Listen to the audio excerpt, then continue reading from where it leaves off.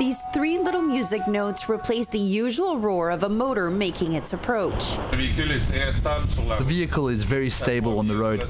It's got good suspension compared to a diesel motor, where all the weight is distributed toward the front of the vehicle. It even kept its original look from when it was launched in the 1940s. But under the body of this iconic school bus, a revolution has taken place. You'll see the motor, which is here, is much smaller than a combustion motor. It only has 20 pieces compared to a thermal motor, which has 20 pieces. There are only 3 pieces that turn, that move, which means these motors will have a long life because there's little movement, little friction. They also make shuttles and cargo trucks. When it came to unveiling their model, the company even beat Tesla to it.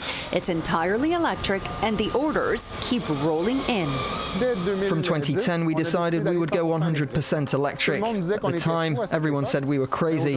Today, it's proving to be the right choice.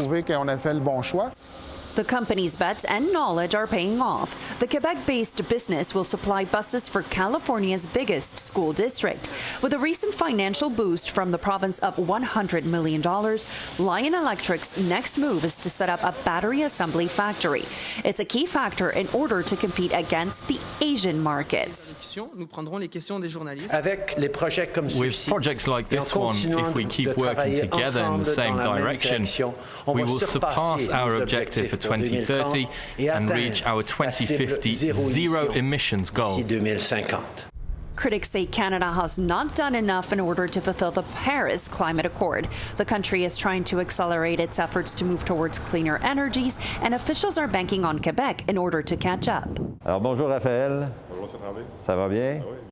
His companies export worldwide transformers, turbines, and wind turbine blades. They also offer services and counseling in engineering and software. Tell me a bit about cybersecurity, because that's also a major issue.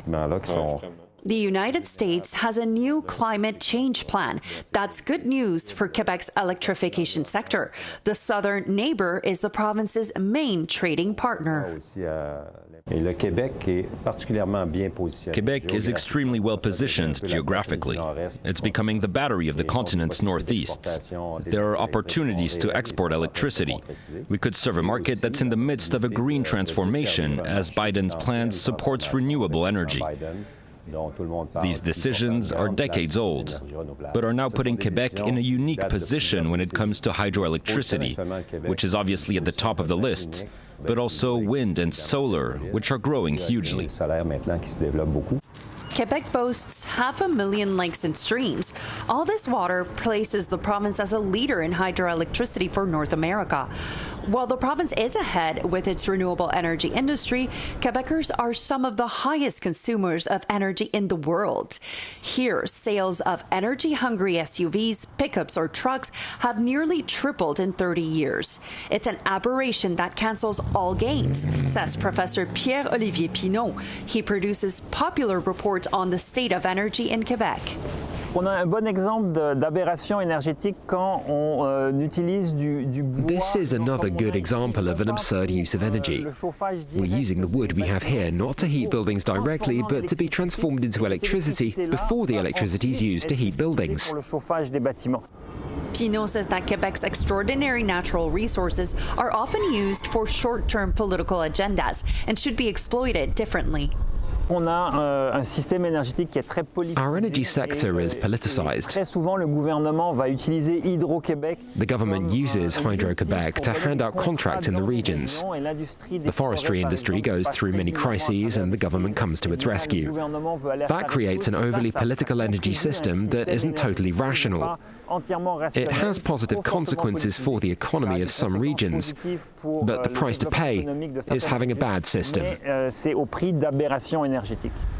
Quebec's previous action plan to reduce greenhouse gas emissions wasn't up to par, so it unveiled its new 2030 plan for a green economy.